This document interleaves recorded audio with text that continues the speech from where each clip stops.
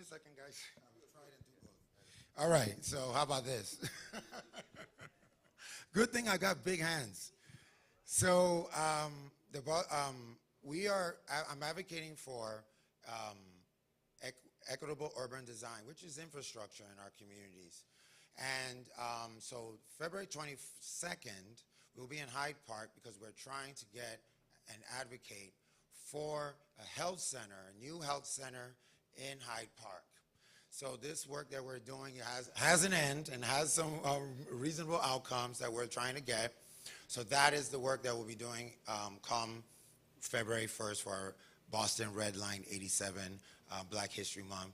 So this event was also sponsored by the Mass Cultural Council, Mass Humanities, and the City of Boston Office of Equity and Inclusion. So I want to thank everyone, and without further ado, I'm going to let's start the program, just to give you a little bit of, what we're going to be,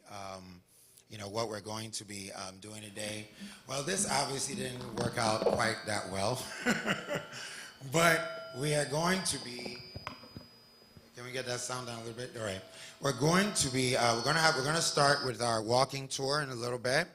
We're going to do a little, this is the introduction. We have a little video that we're going to show just to get us understanding about what this community was like during the 50s and 60s, right? This was a beloved community, a Jewish community, primarily with shops and everything and the gambit. Anyway, they'll talk about it in the video. Let me not be a spoiler. We'll come back, we have our refreshments, they're ready, and then we'll sit down and have a meal, as well as start our storytelling. We have 3 featured storytellers today, apart from me, which I'm always like to talk, so I don't know. We have our Bishop Kelly. Bishop Kelly. Yes, we have Bishop Kelly's right there. He's going to be telling us stories. He's been here since the 70s. Welcome, Bishop. Everybody give it up for Bishop Kelly. We have Ebony Gill, a I call her one of my heroes. She's out here, young lady, doing a lot of history review and studying our communities. And it's very rare to find young people that are interested in history. But it's so important for them to know, because a lot of this work we're doing, well, I don't know about some of us, but I may not be around to see the end of the result of all this civil work that we're doing. So it's good when young people are involved. And then finally, last but not least, the Honorable Lou Finfer, who has been just a stalwart, an advocate for so many years and decades, doing so much for our community. So we want to thank Lou Finfer of Mass Action Council for his participation. Thank you, Lou. All right. And then we'll have a storytelling event. We have featured storytellers, but please, that's just because we wanted to have some people to kind of give us some stuff. But we want to hear your stories, because your stories are all from different perspectives. So I've already started recording for the Red Line Narratives. This last Tuesday, I had the honor to interview Reverend Chauncey Moore, a 100-year-old resident of, he hasn't been in Roxbury for 100 years, but he's 100 years old. And I got to interview him, and it was just awe-inspiring to talk to a man that moved to Boston in the 40s, right before World War I. He told stories of in his childhood. He sat down because he's from the South, and he sat down amongst people who were enslaved at one point and heard their stories. So just to kind of give you a little bit of perspective, that it's not that long ago, and there are still people around that have these histories. So I'm hoping that we can get some great stories. And last but not least, we're going to miss the creator of this great work of art, the Rise Above Redlining portrait with the Lady Eva, who represents like a motherly resistance.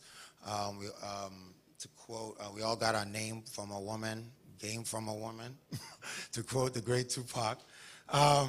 But this has been traveling around for about at least, I guess, since February our last Black History Month, and we're going to complete it this upcoming February. So we've been going around having workshops like we're having today, and each word has been put there by another group of people just like you, Bostonians, that are looking to rise above redlining. So if you join me, and we're going to say some of these words together, so I'll say it and you help me repeat. So the first word that was put there, trust building. Trust building. Heritage. Togetherness. Prepare. Overcome. Power. Wealth. Resilient. Accessibility. And organize. These are the words that other Bostonians have been placing on. We're going to put some words on here today. All right? So we can't put those words. So as we're going through our discussion today, there will be a time, and we'll put things. Hey, Naomi, I see you creeping in, right? All black everything. I see your outfit. Love it. So that is, we'll be doing that towards the end and adding some words so that when we carry this forward to the other events we do until February, your voice will be recognized. So give it up for yourselves. Thank you so much. So we're going to start the program with,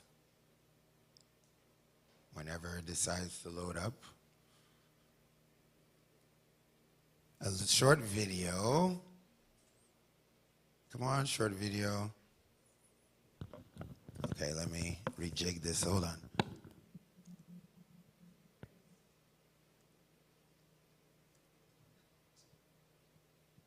There we go. All right, little short video on this community. This is actually, you can see, that's actually Blue Hill Ave. It's from a documentary that's available online at YouTube, so I encourage everybody to go and look it up. Sidewalk Memories, about 4 minutes.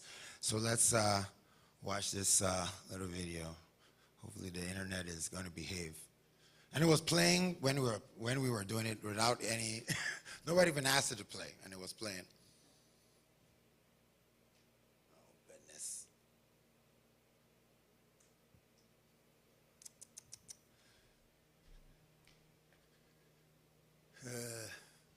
It's the way it always does, right?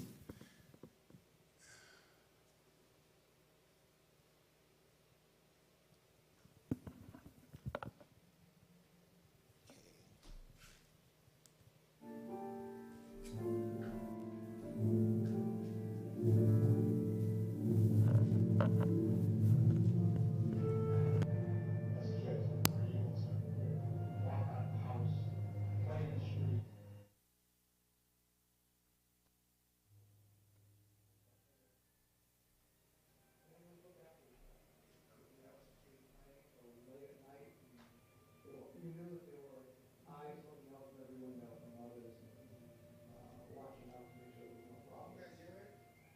Our home away from home was Franklin Field, the Boyle, the Talbot Bowling Room. I think our parents were looking for us. They knew that was the only place they had to go to find all of us. We were there morning, afternoon, and night. It was great areas, living in, Oxley, Gloucester area, during the Jewish holidays, there'd be probably 15,000 to 20,000 people on the wall, right from Talbot Avenue all the way down to Stratton Street. Stratton Street being the younger people, and up along Talbot Avenue being the oldest of the people that would come down. And you knew your place. If you were of a certain age group, you knew exactly where you were to sit, and you wouldn't go to the other areas. And you'd sit and you'd meet your friend. Everybody would be coming dressed in their finest clothes from the holidays.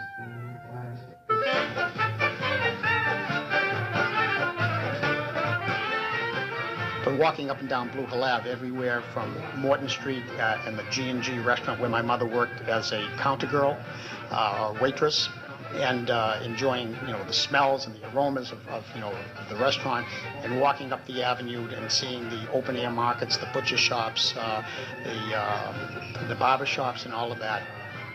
You could step out your front door and have everything you would need at your fingertips. If you needed to go to the grocery store, you walked the block. If you needed to go to the drugstore for ice cream or medicine, It was right up, a couple of blocks. What you had on Blue Hill Avenue was a conglomerate of all the kosher stores in the area. It had a little bit of a grocery store, a little bit of meat, a little bit of fish. You had all these stores congregated in one area so that a person didn't have to run from store to store, which made sense in those days. Because nobody had a car, they couldn't afford it. Simcoe's by the bridge was a place where we all worked, and it was a place where we could have a job as a teenager and make some decent wages, and also see everybody from the community who coalesced at that restaurant. Everybody walked here. Everybody, if we came without a car or we came by not walking, it was by streetcar. Where we're standing now, these were all streetcar tracks. So the streetcars that went from Mattapan Square to Dudley Street into Eggleston Square was our source of transportation if the weather was bad.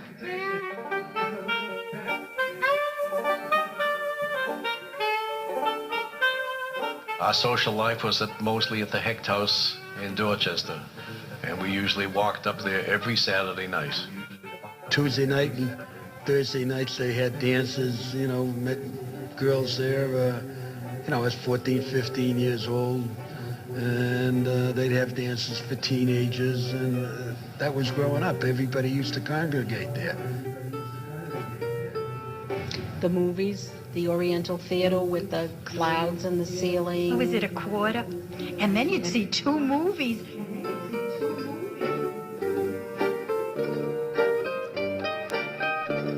So that's what we have for now. You can go to sidewalkmemories.org to see the rest of the movie. It's actually about an hour. It's pretty interesting. But I just wanted to give us a little bit, a taste of what it was like in terms of shops, stores, entertainment. There was movie theaters, and also the transportation system. And we're going to go into that when we get back from our tour. But the trolley lines, they mentioned going up to from Mattapan all the way to, at that time, Dudley Station, and also going down from Seaver into Eggleston Square, right? And a lot of, when we get back, we'll talk a little bit more of that, but this was a hub. This was a community where you couldn't say what you wanted to say when you wanted to say it because somebody would see you and tell your parents. Right, and this is actually something that happened in all the communities because, like I said, I'm going to Chinatown. I'm going into South End and Roxbury. I'm also here in Dorchester, and every one of these cultural hubs of those days, the same story is there.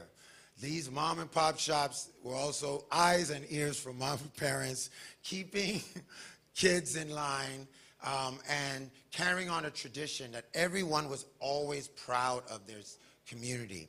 And while it maybe like the data may say that they didn't have a lot of money, they were rich in spirit. All these communities were happy, rich in that spirit and tradition. So we're going to take this time. I'm going to bring up Lou to introduce his part of the tour.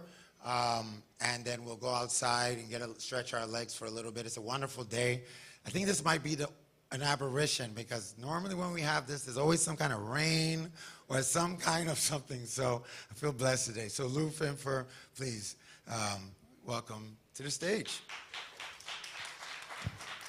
I don't know, you don't have big hands, so I'm going to help you with one of these. Or should we go to the G&G in front or just stay here because of the time? Well, stay outside.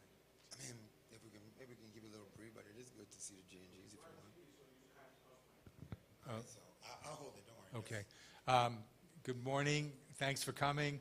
Again, I'm Lou Finfer. I'm a community organizer. I'm with a group called Massachusetts Action for Justice.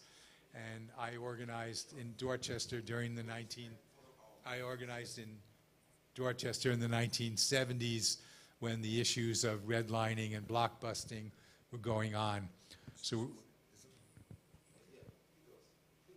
So we're gonna, or should I hold that one? So we're gonna go outside and look at some of the neighborhood, but also tell the story of what happened in those days, and involved incidents that happened at this church that we're in. There was then Chevrosh Shah's Temple and some of the surrounding area. And at the end, we're also going to make a connection of the events that happened that I'm going to talk about in 1968 to 72, also had a direct impact on the 1974 court decision on Boston school desegregation and busing by Judge Garrity. So I'll talk about the connection of what happened here and how it impacted that decision a few years later. So we're all going to go out the door, and we'll go to the corner. All right. Thank you. So we'll be back here in about, I guess, 25, 30 minutes. You can, whatever you want to take with you is fine, but everything's safe here as well.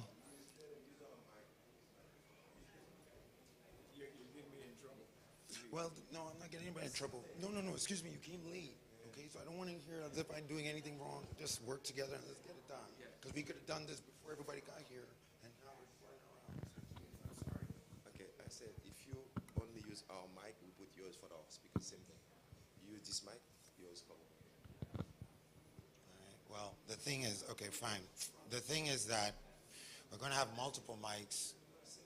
No, we're going to have multiple mics later. No, listen, because you don't know the program. Just let me finish. We're going to have other people talking, so she's going to be... No. All right, fine. All right, but this is what I would have liked to agree with before we had... All right, no problem.